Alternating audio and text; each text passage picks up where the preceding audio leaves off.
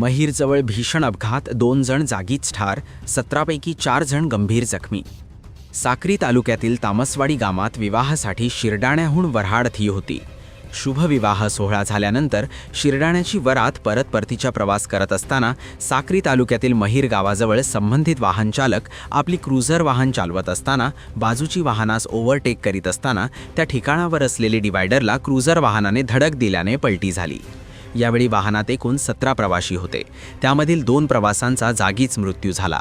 त्यात काव्या स्वप्नील पाटील, वय 3 वर्ष, राहणार शिरडाणे, भटाबाई साहेबराव पाटील, वय 40 वर्ष, राहणार बिडगाव, तालुका चोपडा यांचा जागीच मृत्यू झाला आहे.